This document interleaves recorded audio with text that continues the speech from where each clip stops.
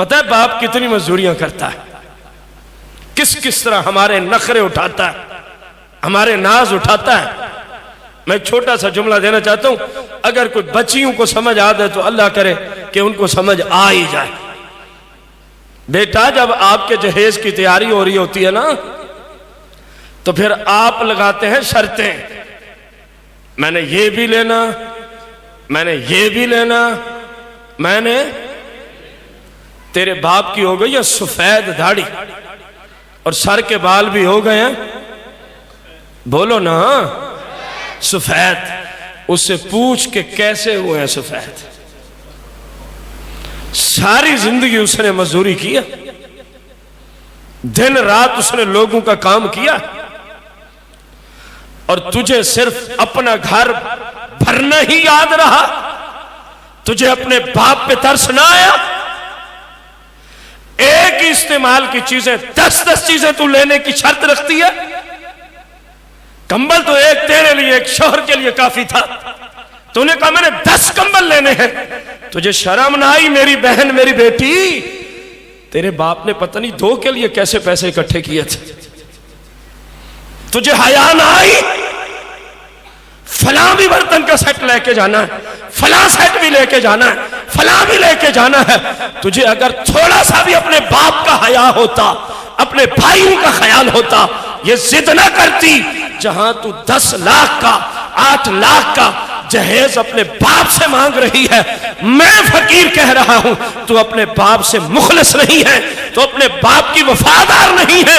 वो सारी जिंदगी लोगों की मजदूरी करता मर गया है, तुझे शर्म नहीं आई? उससे फला फला चीज मांग रही है, तू यूं नहीं कह सकती थी अब्बा मुझे सिर्फ जरूरत की चीजें दे, ऊपर वाले जितने पैसे हैं सारी जिंदगी तू दुआएं कर करके बूढ़ा हो गया है, इन पैसों से जा मेरे मुस्तफा का घर देख के आ जा। अगर तू बाप का एहसास करती तो ये जुमले होते, अगर तू बाप की वफादार होती तो ये जुमले होते। वो सारी जिंदगी मर गया मजदूरी करते करते, तेरी ख्वाहिशात ही पूरी ना हुई।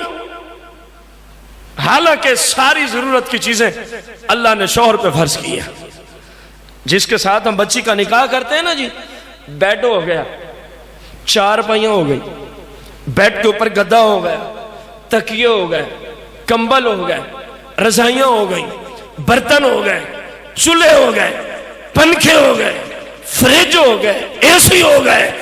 घर में जितनी चीजें जरूरियात है जिंदगी में जरूरत की है, अल्लाह ने शौहर पे फर्ज की है, और तू अपने बाप को कंगाल करके जा रही है।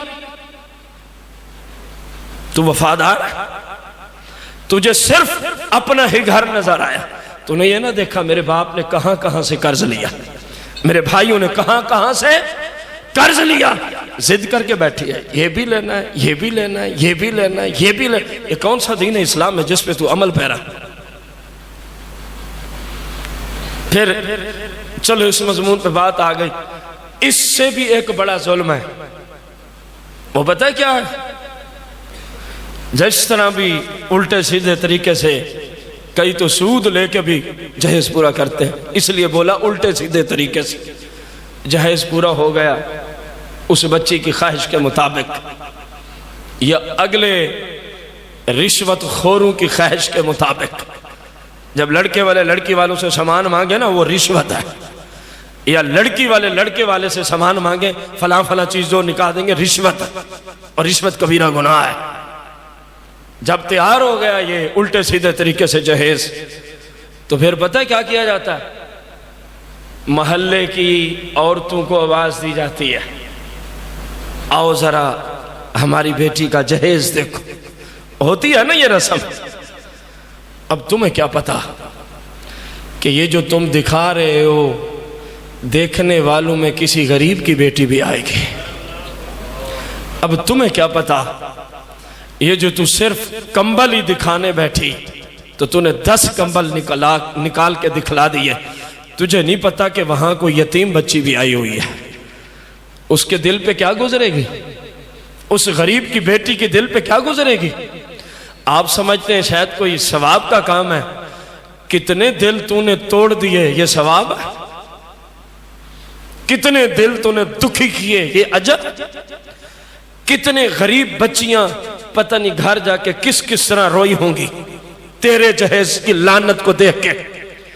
कितनी यतीम बच्चियां घर जाके सिसकियां भर भर के रोती रही होंगी, या अल्लाह काश के हमारा भी अब्बा होता तो हमें भी कोई ऐसा जहेज ला के देता।